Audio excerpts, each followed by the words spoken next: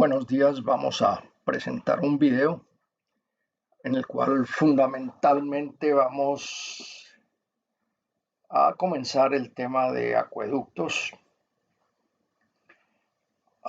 Con este video espero introducir ese tema sobre todo al grupo que no pudo empezar la semana pasada por razones logísticas. Y vamos a empezar mirando entonces lo que es muy brevemente, porque ya es de otra materia, pero aquí, lógicamente, hagamos un pequeño refresco de eso y es lo que es un ciclo del agua. Ya sabemos que gracias al agua vivimos, no hay posibilidades de vida sin el agua en este planeta. Vamos a tratar aquí de encontrar el puntero láser que nos va a ayudar. Y entonces empecemos con esta interesante gráfica, con este interesante esquema, en el cual yo quiero partir de este elemento o de estos dos elementos iniciales en ese ciclo. El uno es este que estoy señalando acá, que no es otro que el Sol. Pensemos en este momento en el Sol como una bomba de agua, es decir, nosotros conocemos en la ingeniería la bomba de agua, aquel mecanismo o aquel conjunto de piezas o aquel sistema que nos permite elevar el agua de un lugar más bajo a un lugar más alto por medio de una tubería. En cierta forma, aquí el Sol está cumpliendo ese objetivo. ¿Por qué estoy diciendo eso? Pues sencillamente porque aquí está el mar y el mar está más bajo, en algunos casos mucho más bajo que la zona continental. Y la energía solar es la que va a permitir que al ser recibida por el agua en el mar, las moléculas de agua adquieran más energía y al tener más energía, por supuesto, se van a evaporar, van a vencer la presión de vapor de agua que hay en la atmósfera y entran en la atmósfera. Es decir, ese sol hace que un flujo de agua de este inmenso mar entre a la atmósfera y por diferencia de densidad se eleve y los vientos transporten ese flujo de agua a la zona continental. En esa zona continental va a encontrar temperaturas menores, principalmente, miren ustedes, aquí en los nevados y en los páramos, al llegar el aire atmosférico a una zona de menor temperatura y entendiendo que la atmósfera puede tener o puede contener más agua en cuanto más temperatura tenga. Pensemos que la atmósfera es como una esponja que a mayor temperatura puede absorber el agua y cuando llega a bajas temperaturas es como si exprimiéramos o presionáramos esa esponja. La capacidad de la atmósfera de contener el agua se reduce con la reducción de la temperatura, con el resultado de que el agua se precipita. Aquí están mostradas las precipitaciones. Aquí tenemos algunas cifras interesantes. Aquí está hablando de en un año en el globo o en la hidrosfera, entendiendo la hidrosfera como aquella parte de nuestra esfera terrestre en la cual hay agua, que va desde muy profundo bajo la corteza terrestre, muchos metros. Yo no podría decir una cifra exacta, pero pensemos 10 kilómetros, quizás mucho más, pero pensemos en una cifra de eso por lo menos para hacernos una idea, hasta la última gota que exista en la parte más alta de la atmósfera. Eso es lo que se llama la hidrosfera. Y aquí hay un valor de agua total evaporada en los mares de la Tierra. Y ustedes pues pueden ver cómo ese valor es de 380.000 kilómetros cúbicos, según esta fuente. Esa agua evaporada, lógicamente, se enriquece también de la evaporación en la zona continental, lagos, ríos, suelos, etcétera. La precipitación aquí tiene un valor de 96.000 kilómetros cúbicos. Esa parte es tal vez lo que más nos interesa a nosotros desde el punto de vista de los acueductos, porque esa precipitación es la que va a enriquecer las fuentes de agua, en primer lugar, superficiales como lagos y como ríos, que van nuevamente a verter, a llegar al mar después de un recorrido a veces muy largo. Aquí el cuadro nos habla de escorrentías de 36.000 kilómetros cúbicos que llegan al mar, y además hay una gran cantidad de agua de infiltración. Desafortunadamente aquí no nos muestra un valor de esa agua de infiltración, agua que en alguna forma, y esa infiltración pues enriquece los suelos y los estratos subterráneos. Dentro de esos estratos hay unos muy especiales que nosotros llamamos acuíferos, para nosotros los ingenieros muy importantes, porque esos acuíferos son formaciones geológicas que tienen dos características. La primera de ellas es que puede contener agua, y la segunda característica es que la puede transmitir. O sea, a nosotros nos interesan esas dos características. Primero, que contenga agua, y segundo, que la pueda transmitir. El hecho de que la pueda transmitir es muy importante, porque si solamente contiene el agua pero no la puede transmitir, no podríamos utilizar ese acuífero como fuente de agua. Es necesario que la pueda transmitir. Pensemos que un estrato muy alto y muy extenso de arcilla puede contener mucha agua, pero no la puede transmitir. Entonces no se puede explotar, por ejemplo, mediante un pozo profundo. Pero si en lugar de ese estrato de arcilla tenemos un estrato con material poroso, pensemos algo así como en una gravilla o en unas rocas trituradas, lo que llamamos acuíferos kársticos, se puede construir un pozo profundo, y si de ese pozo profundo extraemos agua, por diferencia de energía, el acuífero o las aguas de ese acuífero empiezan a fluir hacia ese pozo y se puede explotar convenientemente esa agua como fuente, por ejemplo, para un acueducto. Entonces, de este ciclo hidrológico depende nuestra vida en las ciudades y en general en la tierra, tal como la hemos vivido desde hace miles de años. Este gráfico me parece muy interesante porque nos muestra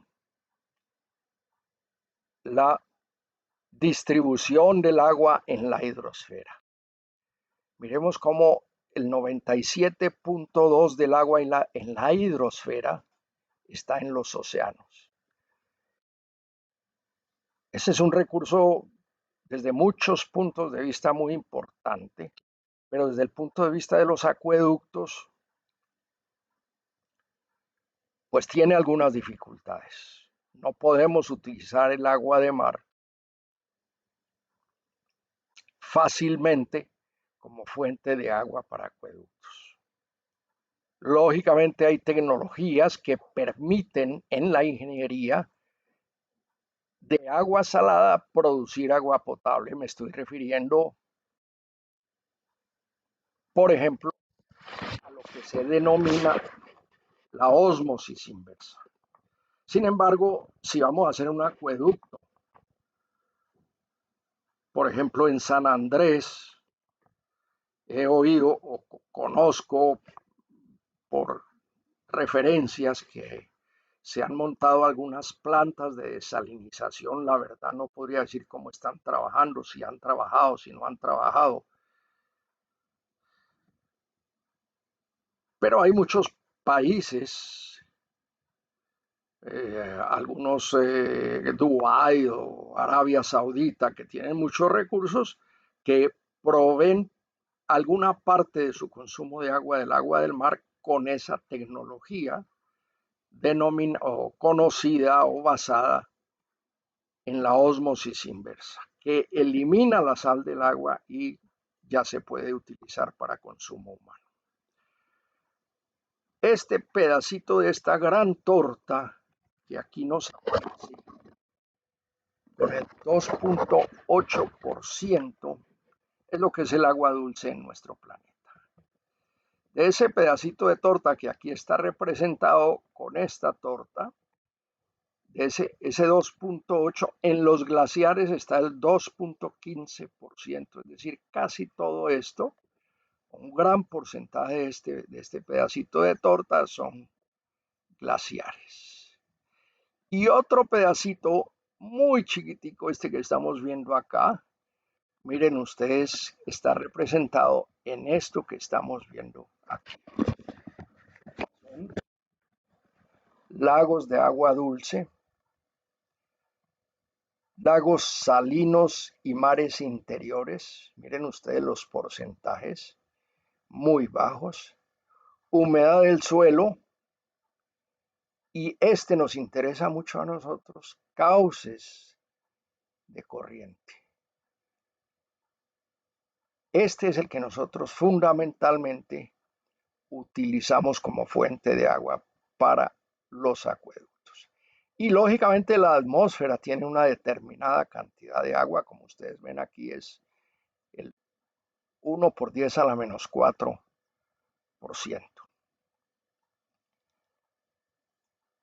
Quiero destacar de acá que el agua subterránea, fíjense ustedes, comparada esta pequeña tajada de la torta con esta es mucho más importante en tamaño que esta.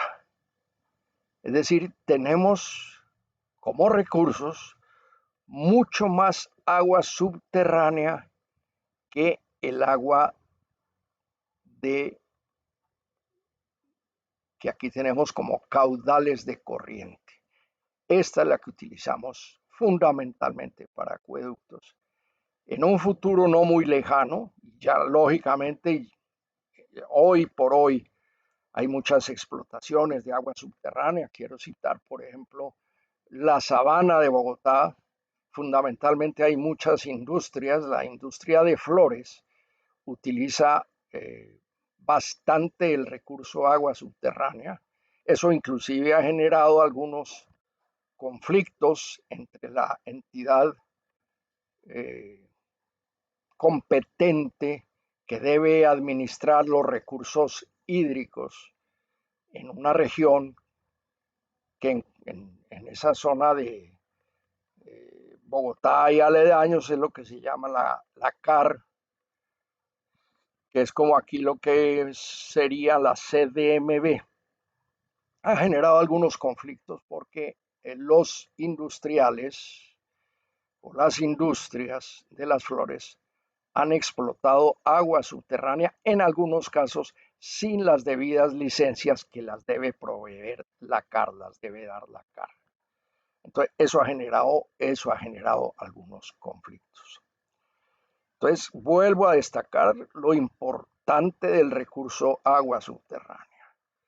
Quiero, por ejemplo, en este momento mencionar que la China, que tiene una inmensa población y que gracias a la gran industria que tiene la China hoy, pues hay empleo para muchísima gente, la pobreza se ha reducido inmensamente, allá no hay los niveles de pobreza que hubo en la época, por ejemplo, del siglo XIX, eh, en el cual eh, la época, por ejemplo, de la reina Victoria que le declaró la guerra del opio o que conoció el evento de la guerra del opio en China, existía una gran pobreza. Era un país prácticamente muy poco desarrollado y por lo tanto con una pobreza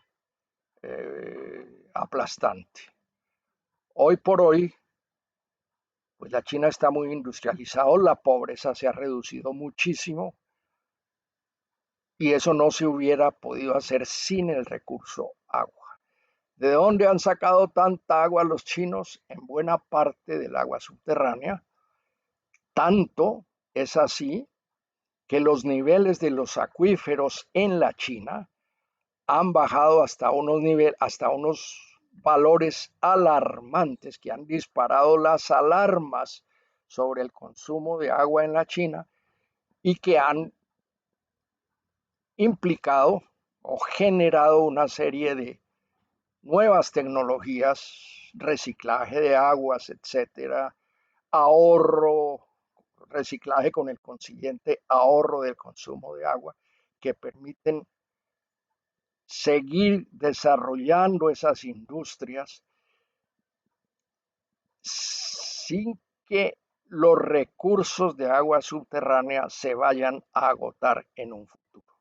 De todas maneras, sigue siendo hoy por hoy un elemento crítico, preocupante en el desarrollo de un país como esos, el recurso agua. En esta diapositiva, simplemente lo que se quiere, lo que voy a aprovecharla para destacar lo que, y ya sería un tema más de alcantarillados, pero aquí se destaca el efecto que tiene la urbanización de una ciudad. Aquí tenemos una fotografía de un paisaje en el cual hay una ciudad pequeña, no se ha desarrollado, no ha crecido mucho, puede ser hace 200, pues esta ciudad puede ser esta misma de acá, pero con la diferencia de que esta es hace 200 o 300 años, entonces está rodeada de campos. La extensión de la ciudad es muy pequeña con respecto a los alrededores, y entonces la pregunta es qué sucede cuando ocurre una precipitación, qué sucede con el conjunto de ríos o con el río o con la corriente de agua que evacúa las aguas que se precipitan en la cuenca de la ciudad. Esta sería la precipitación. En el tiempo, aquí empieza la lluvia con esta intensidad a esta altura, después baja un poquito, por ejemplo, después vuelve a subir, toda esta precipitación. Lo que se precipita, si uno hace la integral aquí de caudal versus tiempo, pues es el volumen de agua que se precipitó y este viene a ser el hidrograma, es decir, cómo responde la evacuación de las aguas en un punto dado, en un punto de salida de esa cuenca, cómo responde esa, esa onda de caudal a esta precipitación. La forma para esta ciudad de hace 300 años puede ser esta. ¿Sí? Ustedes ven aquí que hay un periodo de tiempo transcurrido, que es la distancia entre estos dos puntos. Ese periodo de tiempo, se llama tiempo de demora entre estos dos centros de gravedad, estas dos figuras geométricas. Después lo iremos a comparar con este, es menor que este.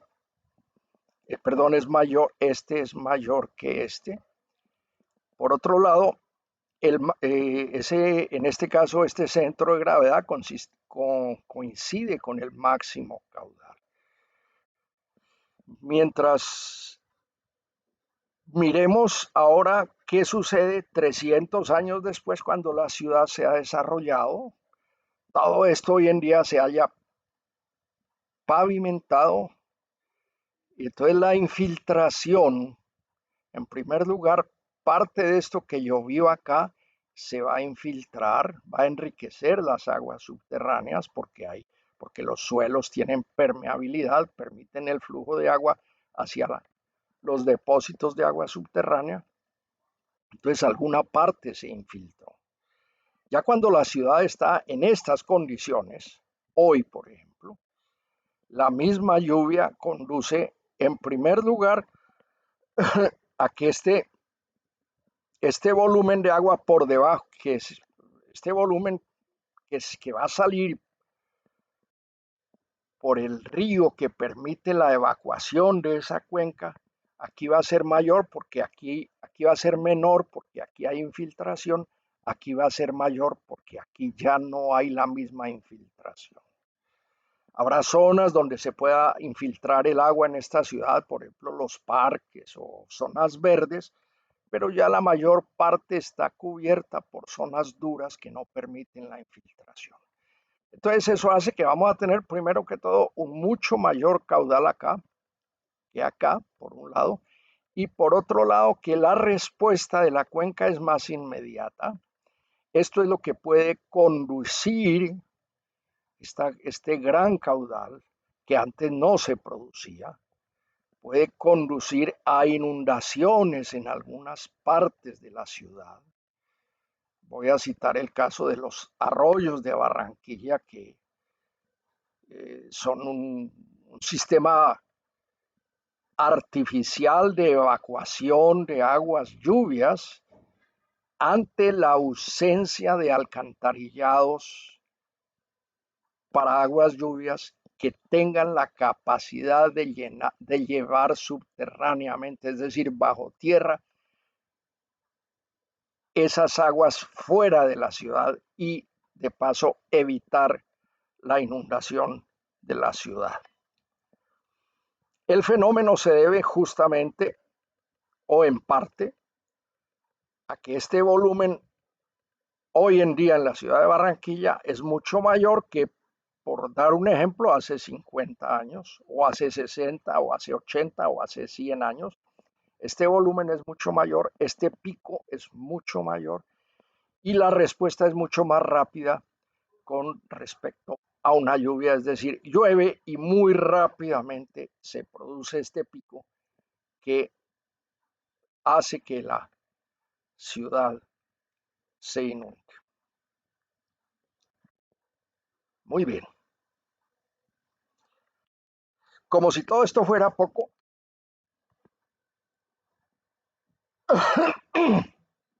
como si todo esto fuera poco, perdón,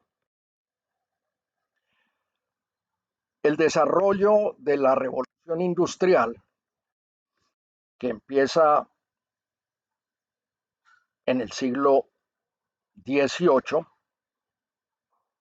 hace que se haya requerido para desarrollar la industria un altísimo consumo de energía. Adicionalmente, la población ha aumentado muchísimo y cada uno de nosotros pues requiere de un consumo de energía de muy diversas formas. Los países en donde hay estaciones, lógicamente, tienen que calentar sus casas en tiempos de invierno, eso requiere energía.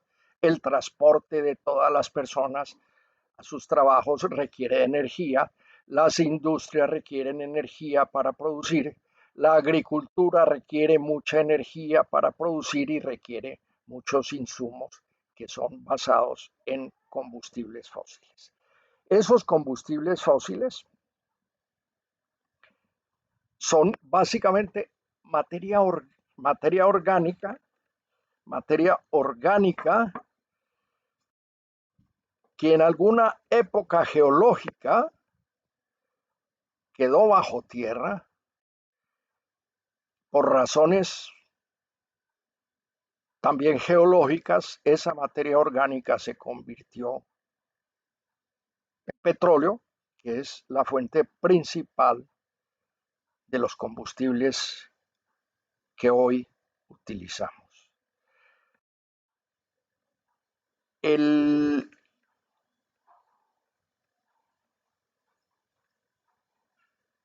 uso de la energía no es otra cosa que utilizar compuestos orgánicos del carbono que se van a oxidar y van a producir como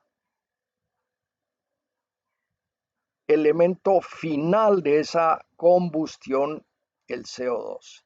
Es decir, pasamos de gran cantidad, convertimos gran cantidad de materia orgánica, hacemos la combustión, de ahí se deriva la energía que utilizamos y uno de los productos finales es el CO2.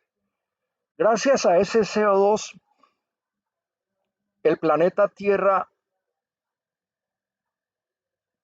tiene esa temperatura que ha hecho que la vida se haya podido desarrollar durante millones y millones de años sobre ese mismo planeta. Pero, ¿por qué? Porque el CO2 genera lo que se denomina, es un gas de efecto invernadero, sin el cual, si no existiera en la atmósfera, las temperaturas de nuestra Tierra serían muy bajas. El Sol le da energía a nuestra Tierra. Nuevamente entra el Sol como parte fundamental de nuestra vida. No por casualidad, muchas tribus y conglomerados humanos en toda nuestra historia han considerado al Sol como una deidad, quizás sin conocer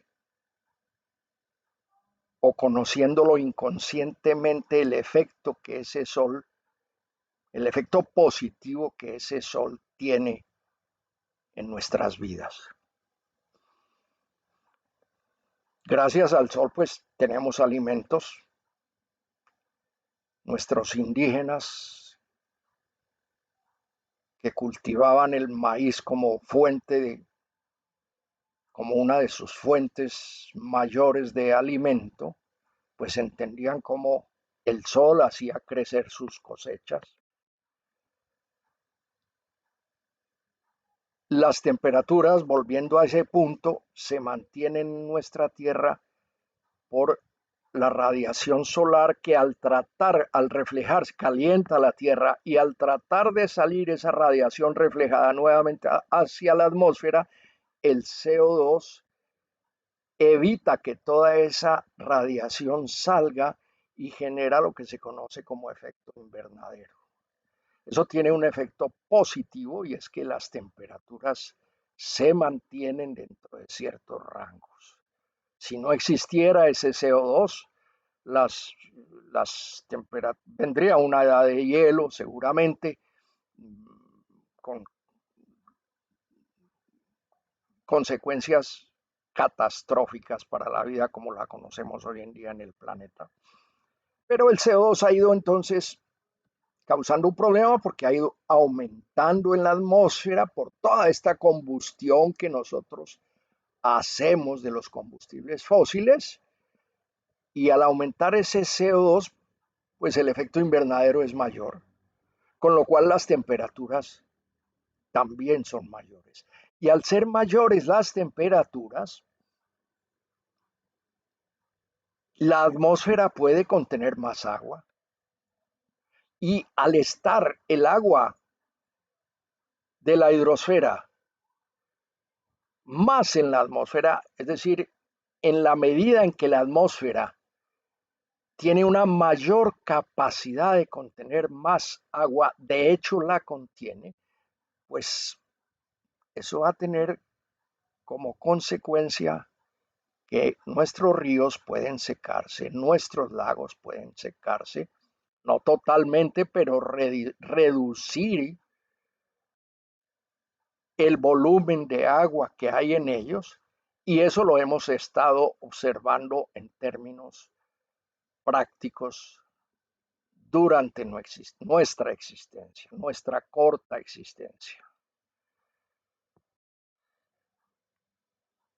Cuando uno menciona por ahí un río en una región, no falta quien diga, uy, a ese río yo, alguna persona de ya un poco veterana, como la llamamos, podría decir, yo a ese río iba y me bañaba de niño, ese río tenía unas aguas tan deliciosas para bañarse, y hoy en día si uno llega a pasar por allá encuentra un río que le da tristeza a uno.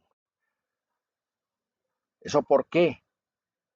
Pues el efecto invernadero que nosotros denominamos ha hecho que haya más agua en la atmósfera y menos agua, y esa agua en la atmósfera está en forma de vapor, por lo tanto hay menos agua líquida disponible en la superficie, en ese pequeño, en ese pequeño parte de la torta que nosotros mostrábamos. Entonces, estas palabras últimas sobre esta diapositiva simplemente para mostrar cómo ese efecto invernadero ha generado un balance, un desbalance en ese ciclo hidrológico.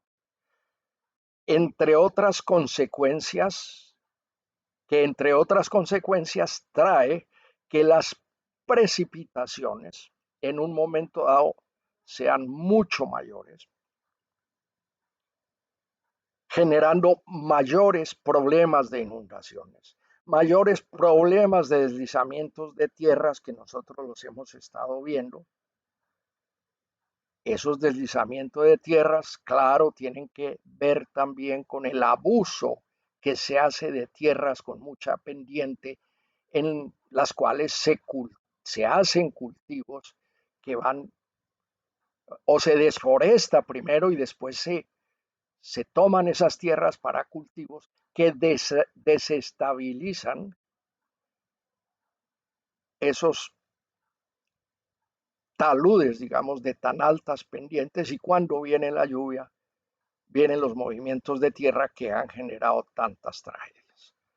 Dos razones: la mayor intensidad de las lluvias y la desestabilización de los suelos, que al perder sus zonas boscosas de bosque natural, lógicamente no tienen las raíces que generaban una estructura de suelos, primero protegida de la caída directa de la lluvia, porque amortigua la fuerza del agua al caer sobre el suelo. Segundo, generando una estructura raíz suelo que hace que ese talud tenga una estabilidad notable. No quiero terminar esto sin mencionar que los océanos son son como son unos grandes depósitos de CO2. En la medida que aumenta el CO2 en la atmósfera, ese CO2 va a generar mayor presión sobre la superficie del agua en los océanos. Al generar más presión, porque hay más gas, pues se va a diluir más en las aguas de los océanos y va a aumentar también el CO2, que se viene intercambiando permanentemente con el CO2 de la atmósfera, es decir, como una superficie de agua siempre tiene intercambio de gases con la atmósfera. Ya hemos visto cómo el agua, al subírsele la temperatura, produce un vapor de agua que entra en la atmósfera. Igualmente, cuando se baja la temperatura, ese vapor de agua se vuelve líquido y vuelve a enriquecer este gran depósito de agua. Hay un intercambio permanente de gases entre las superficies de agua y la atmósfera. Entonces, cuando aquí aumenta el CO2, aumenta también la presión del CO2 sobre el agua y eso hace que el agua de los océanos se enriquezca más de CO2. Eso produce el CO2 tiene un carácter ácido y eso produce entonces la acidificación de los mares. Y eso tiene consecuencias un poco negativas también, porque por ejemplo las corales o las estructuras coralinas o los corales, que son el hogar en donde nacen muchas especies y se alimentan muchas especies, de la cadena trófica, entendamos como cadena trófica la cadena alimenticia que hay en el mar, pues se ve afectada y esa gran productividad del mar, de la cual viven millones y millones y millones de personas y lo han hecho durante siglos y milenios, porque el mar nos produce también una gran cantidad de alimento para la humanidad, pues esa productividad se ve reducida. Bueno, esos son los efectos fundamentales de ese calentamiento global. Fíjense que, a ver, aquí se me está olvidando algo, estas selvas, pongamos que estos sean las selvas amazónicas, tienen una gran capacidad de tomar CO2 de la atmósfera y ese CO2 produce nueva vegetación, con lo cual y además produce oxígeno, toma CO2, hace lo contrario en el ciclo del carbono. Aquí hacemos la combustión del carbono para sacar carbono orgánico, para sacar energía y queda CO2.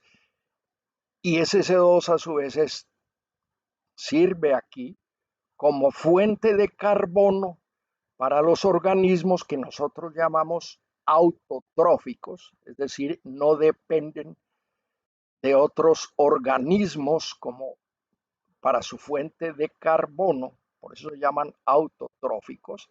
Nosotros como seres humanos somos heterotróficos, porque como fuente de carbono usamos, por ejemplo, los carbohidratos, y esos carbohidratos se producen en la agricultura. Estos, la selva, por ejemplo, o la vegetación, su fuente de CO2, su fuente de carbono, perdón, es el CO2 de la atmósfera, carbono mineral, y su fuente de energía es el sol. Para nosotros, nuestra fuente de energía, para los heterotróficos, nuestra fuente de energía son los carbohidratos, como la papita y la yuquita. Con esto termino esta pequeña charla introductoria sobre el ciclo hidrológico y la atmósfera y espero que les sirva. Volveremos en el siguiente video. Muchas gracias.